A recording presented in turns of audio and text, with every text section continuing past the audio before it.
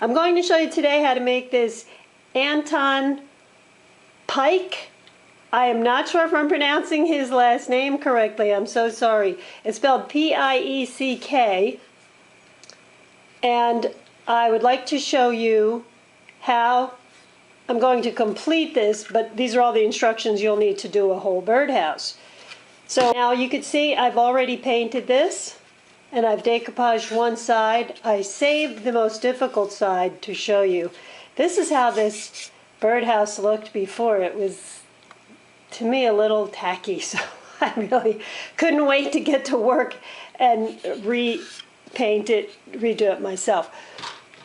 Here are the supplies you're going to need. You can pause your computer right here. I took the laser copy, and I wanted to only put the copy here on the birdhouse and here. You can do the whole birdhouse if you'd like. You can see where you need a larger print here, because this just gets a little bit more advanced, or it's a little tricky when you have to put paper up in here. So I painted the whole box of birdhouse with the exception of the roof, because the paper that's going up there is very thick. It's wrapping paper. And here's what I did. I took this print and I put it in the center of just a piece of scrap paper. This is actually the back of a large envelope, as you can see here. Very technical.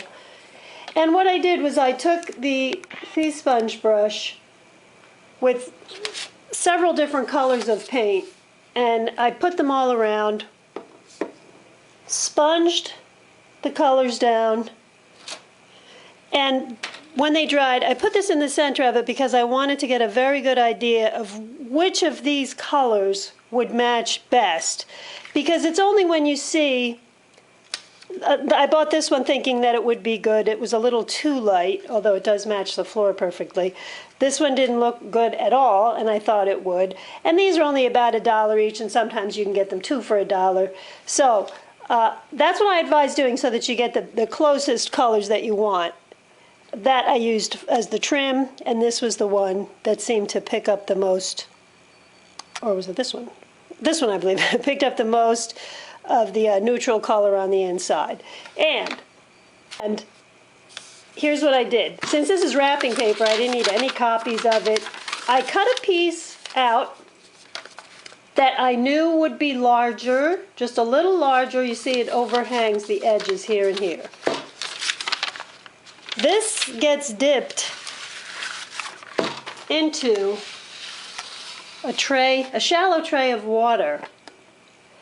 And you can see here, I sterilized this several times because there was chicken in there, and so it's clean. There's no, I'm paranoid about chicken bacteria, raw chicken bacteria. Who isn't, right? So what you then do is dip your paper in there, take one of your sponge brushes and apply decoupage glue.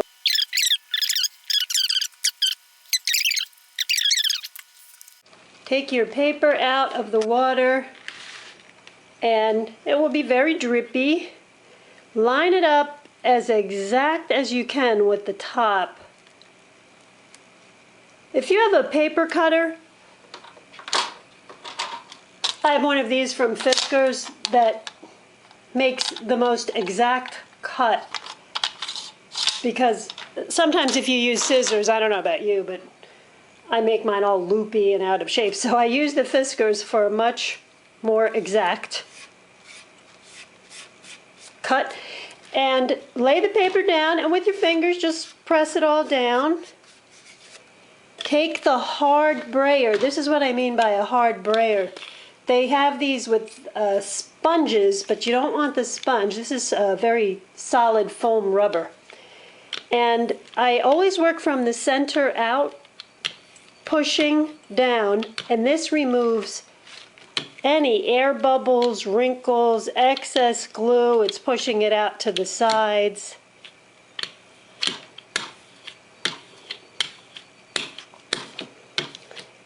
and make sure you get those edges again. Just picture some microscopic holes or dents in the wood, and you want to make sure this brayer is pushing this down. Now you can see, because I dipped this in water, it's wet, so you can still see through it a little bit. That will disappear. You can see over here, nothing. There's nothing underneath. So once it dries, you won't be able to see anything. And if you have a print underneath that's just too obvious, or you're afraid it will be too obvious, just take one coat of gesso. Gesso is great for covering up those types of things. Once you brayer this down, you will want to let this dry, maybe 20-30 minutes tops, as long as it's not terribly humid. I would push these edges down, and there's two reasons for that. One, because you want to make sure that these edges stick.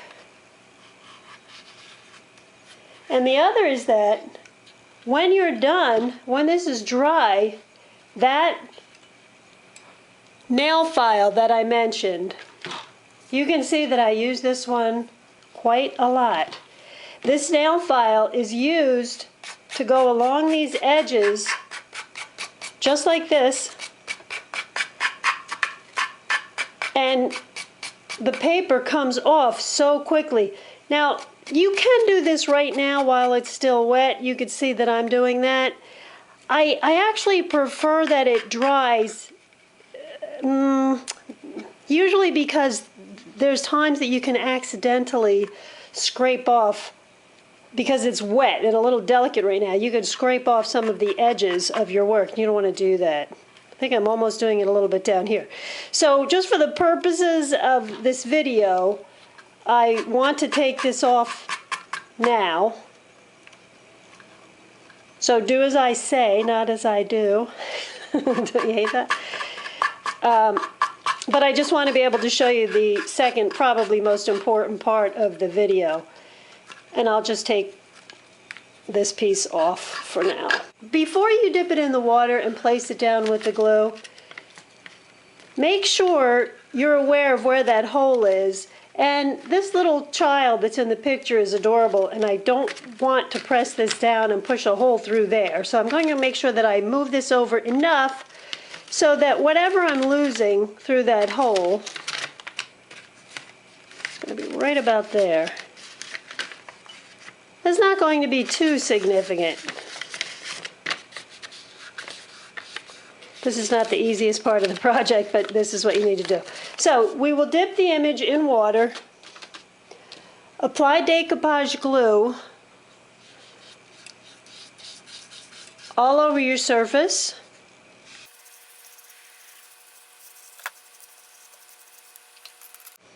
Just let it drip a little bit, not much.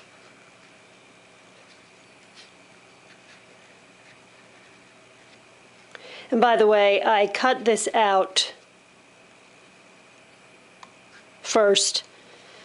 That it was a larger image, and I cut it out to fit this way, but the sides I wanted to hang over. Okay, now right here, I can see that I have the hole. You see that? And that's what I wanted to do. You could take your scissors and do that. If you have fingernails, you could do that. You could take the back of your brush and do it. And then simply press this in.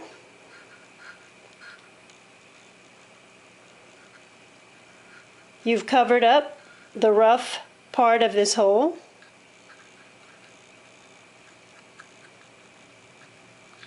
This looks like it's been painted on. And when this dries, again, to be on the safe side, I'm going to wait until this dries. I'm just going to file off the edges, which I still have to do here and over here. Oh, by the way, I did the sponge painting on this with the color that I liked, and then I used another color, the primary color that's in the print actually. You see all of this green in there? I used that to go around the trim. Sponge painted just one color on the box. I'm sorry, on the birdhouse, the side of the birdhouse. This I'm going to let dry, and I will do my filing afterwards and add about 5 to 6, at least 5 to 6 coats of decoupage glue over the tops of these images, the paper, when you're all done. 5 to 6. Let it dry between each coat. If you want, you can put a high gloss top coat on there. You can put a matte top coat on there. I still don't recommend using these outside, but they're beautiful in the house. They're quite simple. You can use any designs you'd like. I give you a lot more ideas in my book. And if you've got any questions, please feel free to contact me, or corrections, because, as I said, I still don't know how to say his name. Anton Pieck, P-I-E-C-K. Please let me know if you know how to say that. I would really like to know what I'm talking about, or to sound like I know. Thanks a lot for watching. Bye-bye.